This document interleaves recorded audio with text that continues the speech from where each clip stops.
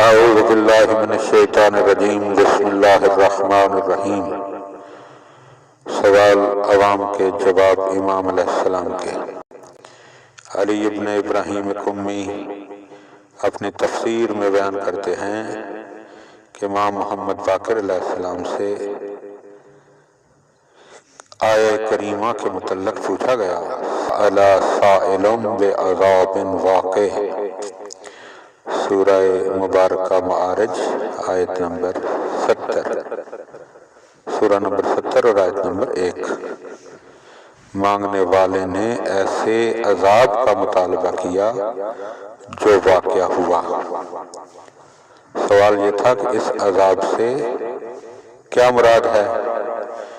امام محمد باقر علیہ السلام نے فرمایا، اس سے مراد وہ آگ ہے جو مغرب سے نمودار ہوگی، ایک فرشتہ پیچھے سے اسے بھگائے گا یہاں تک کہ یہ بنی سعد بن حمام کے محلے تک پہنچے گی۔